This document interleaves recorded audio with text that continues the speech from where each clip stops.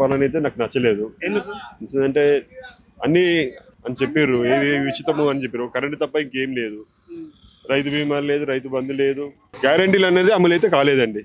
అంటే ఏడాది కాలంలో నేను అన్ని అమలు చేస్తా అని చెప్పి హామీ ఇచ్చింది, ఒకటే అయింది కదా, ఆర్టీసీ ఒకటే అయింది, వేరే ఇంకేం కాలేదు. కొంతమందికి వస్తుంది, కొంతమందికి రాలేదు. మాకు రాలేదు, పక్క వాళ్ళకి వచ్చింది. ఒక 1 month ఏమో వచ్చింది, తర్వాత మళ్ళీ సేమ్ కరెంటు బిల్లు మళ్ళీ. అంటే అందరికీ సేమ్ కనపడట్లేదు. లేదు, ఏం లేదు, వేరియేషన్ ఏం చేంజ్ లేదు. ఒకరికి వస్తుంది, ఇంకొకరు రాలేదు. ఒకరికి వచ్చి ఇంకోటి రాకపోతే వేస్టే కదా, బాధ అనిపిస్తుంది. గ్యాస్ ఏముందండి, గ్యాస్ కూడా ఎంత ఏం లేదు. అలా ఏం 50 rupees ఏమో సబ్సిడీ అంటున్నారు. లేదు ఎక్కడండి, 50 rupees సబ్సిడీ సార్. 900 చేంజ్ ఏముంది అది. అంటే రానున్న రోజుల్లో కాంగ్రెస్ ఏం చేస్తే మంచిది అనుకున్నారు? ఇచ్చిన నియమాలు ఉంటాయి కదండి, హామీలు నెరవేర్చి సరిపోతుంది. కాంగ్రెస్ ఇప్పుడు గవర్నమెంట్ అంటే అది గత 10 ఏళ్ళ నుంచి ఏం చేసింది, ఏం చేయలేదు. ఇప్పుడన్నా ఈ 10 సంవత్సరాలలో కేసీఆర్ గవర్నమెంట్ అనేది డెవలప్మెంట్ పని అనేది ఉన్నది.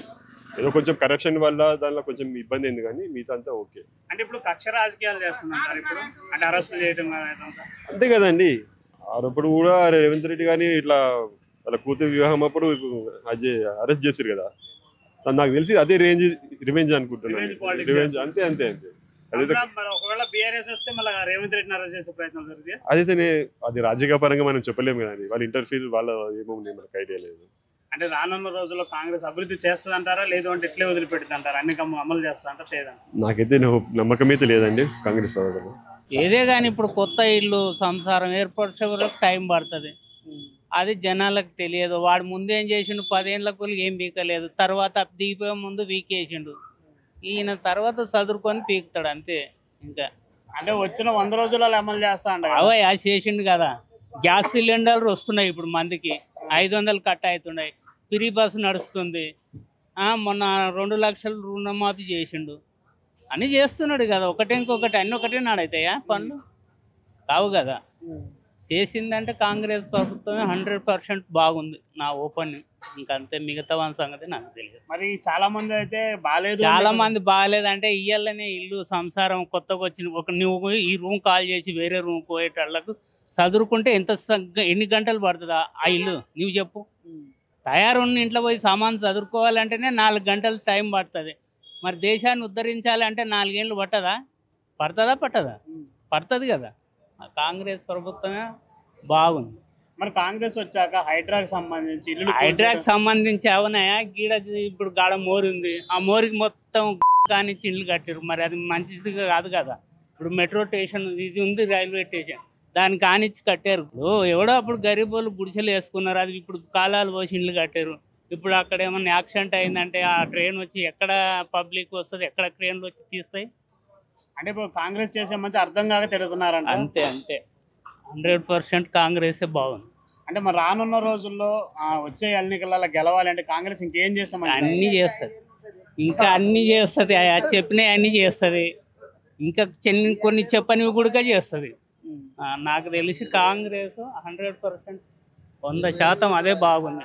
కాదు, గవర్నమెంట్ ఎలా పరిపాలన చేస్తుంటారు? గవర్నమెంట్ ఏం చేసిండ్రో మాకైతే ఏం చేయలేనా. అంటే పెన్షన్స్ పెంచుతామని చెప్పేసి అన్నారు కదా. పెంచిండ్రో ఏమో, మాకు పింఛన్లు మాకు ఎరకలేదు, మాకు లేవు పింఛన్లు.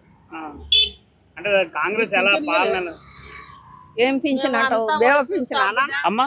అక్కడ పోయి చూస్తామా పరిపాలన అవన్నీ? మేము ఇంట్లో ఉంటే ఇక్కడ వస్తే వాకింగ్ ఏ కరెంటు లేదు, ఇంకెక్కువనే అవుతుంది. అమలు చేస్తాం అన్నారు కదా, ముసలి పెన్షన్లు పెంచుతాం. మాకే పింఛన్లు లేవు.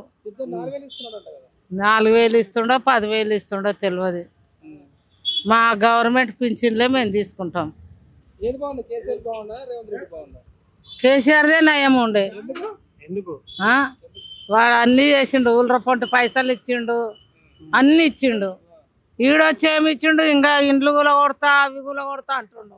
మా ఇండ్లు వస్తాయేమో కూలగొడతా అన్నాడు, చెరువు పక్కకు ఉందా అని. ఆడొచ్చిండు గవర్నర్ అంట, దత్తకు తీసుకున్నాడు అంట, ఒక్కటి కూడా సాఫ్ చేయలే. అక్కడ ఈ గల్లీకి అట్లకెళ్ళి అభివృద్ధి చేసే పని కలుస్తుందా? మాకేది లేదు.